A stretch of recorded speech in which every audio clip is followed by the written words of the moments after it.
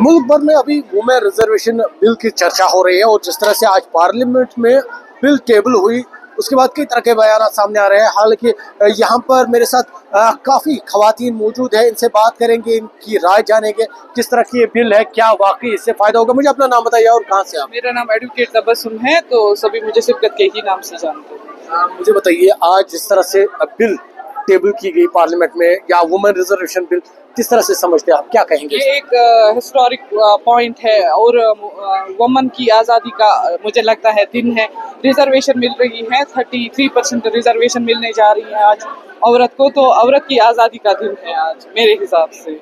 किस तरह से आपको लगता है इससे फायदा होगा खवातीन?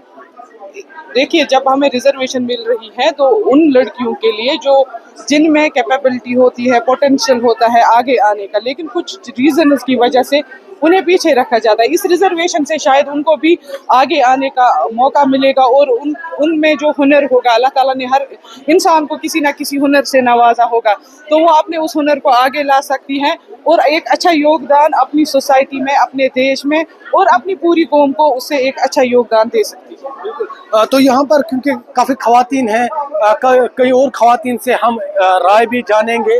आप क्योंकि जिस तरह से इन्होंने कहा कि ये आज हिस्टोरिक दिन है, हम कुछ और खवातीन से बात करेंगे और जानने की कोशिश करेंगे उनकी क्या राय है इसको लेकर।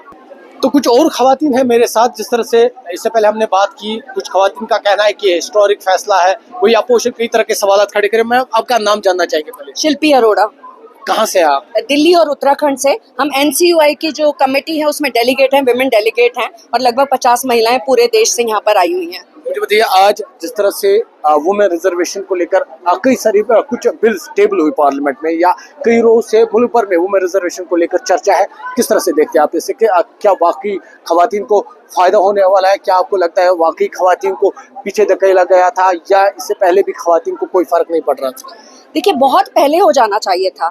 हाँ, हमारे संविधान ने, कॉन्स्टिट्यूशन ने हमें बराबर का हक दिया है। जब हम आधी आबादी हैं तो हमें पूरा हक चाहिए और आधा नेतृत्व चाहिए, चाहे वो लोकसभा हो, राज्यसभा हो या विधानसभा हो। जब तक महिलाएं शीर्ष नेतृत्व पे बराबर की भागीदारी नहीं करेंगी, पुरुष समाज कहता रहेगा कि भैया मुझे तो बेटी चाहिए, मुझे बेटा चाहिए, बेटियां मरवा दो जितनी पैदा करनी है। महिलाओं को इकोनॉमिक रूप से, आर्थिक रूप से सशक्तिकरण नहीं मिलेगा। पुरुष समाज को प्रश्न करता रहेगा, जैसे कि निर्भया केस में करे थे कि क्यों जा रही थी, बॉयफ्रेंड होगा, मेकअप ज्यादा किया हुआ था, पर्दे वाली बस नजर नहीं आई थी, वो क्यों जाती हैं, लिपस्टिक पाउडर लगा के महिलाएं जो हैं वो कैंडल मार्च निकालती हैं, उस पे कमेंट। तो महिलाएं शीर्ष नेतृत्व पे बराबर की भागीदारी करेंगी, अपने आप को प्रोटेक्ट करने के लिए कानून बनाएंगी, इसके लिए उनकी वहाँ बराबर की भागीदारी जरूरी है। तो आपको लगता है जो रिजर्वेशन होगी इससे वो भागीदारी या जो आप कह रही है खवातीन की कमियां वो कम होगी? बिल्कुल, जब महिलाएं ऊपर बैठेंगी, इंडिपेंडेंट महिलाएं आएंगी। लेकिन इसमें भी एक क्लॉज है, इसमें भी ये ना हो कि परिवार की डमी महिलाएं आगे आ जाए। इसमें ये जो पार्टियों को निर्णय लेना होगा कि जो इंडिपेंडेंट वुमेन है वो आगे आए, जो खुद सक्रिय हैं, जो कि ना कि रबर स्टैम्प बन के, किसी की रबर स्टैम्प बन के आगे आई हुई हैं। तो ये भी पार्टियों की जिम्मेदारी होगी कि ऐसे महिलाओं को टिकट दें, ऐसी महिलाओं को आगे बढ़ाएं जो कि खुद सक्रिय हो, किसी और के हाथ में उनका रिमोट कंट्रोल ना हो। क्योंकि डिलिमिटेशन पे भी बातचीत हो रही है, यहाँ जम्मू कश्मीर की सरकार हो या मुल्क में अपोजिशन, उनका कहना है कि डिलिमिटेशन जो हो रहा है ये मखसूस लोगों को, पर्टिकुलर पीपल या पर्टिकुलर पार्टी को फायदा पहुंचाने की कोशिश की जा रही है। नहीं, बिल्कुल इस पे सोच समझ के होना चाहिए, क्योंकि 2023 में जब नारी वंदन अधिनियम भारी बहुमत से पास हुआ था और विपक्ष ने भी 100% उसको वोट दिए थे, तब सरकार ने कहा था कि हमें जो है जनगणना के लिए और डिलिमिटेशन के लिए समय चाहिए और 29 में लागू होगा। अब सरकार बहुत तेजी से, किन कारणों से मुझे नहीं पता, चुनावों के बीच में ये लेकर आ रही है। तो क्या स्ट्रेटजी है? क्यों सीटें बढ़ानी क्यों जरूरी है? जो एग्जिस्टिंग सीटें इसी में कर दीजिए ना, बढ़ाने का निर्णय के लिए। बिल्कुल आप सही कह रहे हैं, छोटे राज्य और दक्षिणी राज्य जो हैं वो इस पे ऑब्जेक्शन कर रहे हैं कि हम लोगों को उस रेशो में न्याय नहीं मिल रहा क्योंकि उनकी पॉपुलेशन स्कैटर्ड है और कंपैरेटिवली कम है। तो इस पे बिल्कुल ओबीसी महिलाओं को भी बीच में जुड़ना चाहिए और इस पे चर्चा होनी चाहिए। बिल्कुल, कुछ और खवातीन से भी हम बात करेंगे। आपसे जानना चाहेंगे, क्योंकि जिस तरह से इन्होंने कहा कि डिलिमिटेशन पर ध्यान देने की जरूरत है, या जिस तरह से इन्होंने कहा कि इन्हीं जो सीटें अभी है उनमें ही इनको अकोमोडेट करना चाहिए, तो क्या कहेंगे? देखिए जैसे हमारी बहन शिल्पा अरोड़ा जी ने पहले ही बात की है कि जो डिलिमिटेशन है वो सोच समझ के होना चाहिए। जैसे छोटे राज्यों में ज़रूरत नहीं है सीटें बढ़ाने की, और पार्टियों का भी हक बनता है कि उन महिलाओं को ही मैंडेट दे। अगर रिजर्वेशन का बिल पास होता है, वैसे पहले ही होना चाहिए। उन लड़कियों को जो पहले से जो स्ट्रांग हो, जो सशक्त हो, ना कि ऐसे कि जैसे पति पंचायतें ऑलरेडी हमारे यहाँ पे चल रही हैं कि जैसे हमारे यहाँ जम्मू कश्मीर में काफ़ी समय से ऐसा बोल रहे हैं कि खानदानी राज चल रहा है कि फलानी खानदान से फलानी बेटी को दिया जाएगा, फलानी एमएलए साहब की बीवी है, फलानी एमएलए साहब की बेटी है, उनको दिया जाएगा।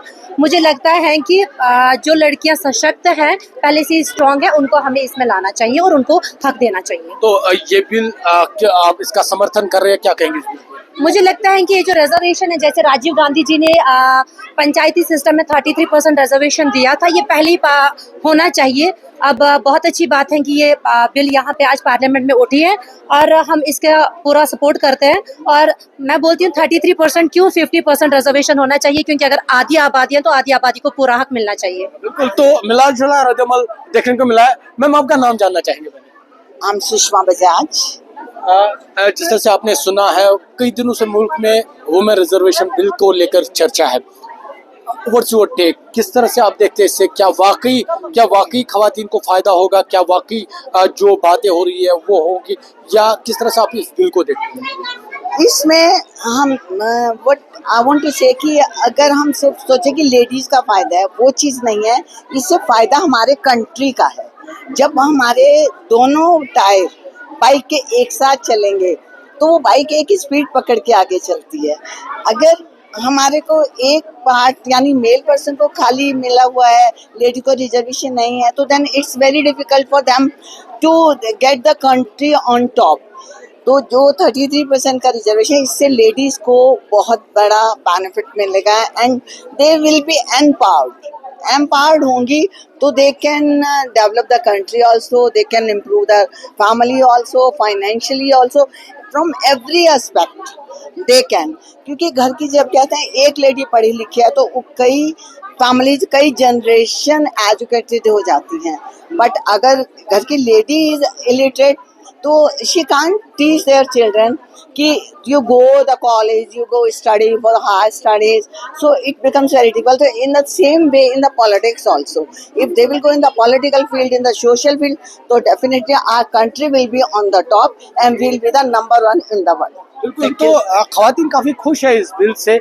इनका कहना है कि इससे काफी फायदा होगा, खवातीन एम्पावर होगी। हालांकि कुछ खवातीन का कहना है कि डिलिमिटेशन पर भी ध्यान देने की जरूरत है। जिस तरह से सरकार कह रही है कि उन्होंने कहा कि जो छोटे राज्य है, छोटी रियासतें हैं, उनमें प्रॉब्लम होगी। हालांकि उन्होंने कहा कि सरकार को चाहिए इन्हीं जो अभी एग्जिस्टिंग सीट्स हैं, इन्हीं में ही रिजर्वेशन दे खवातीन को। हालांकि इस बिल का उन्होंने समर्थन किया और इसे हिस्टोरिक पॉइंट करार दिया।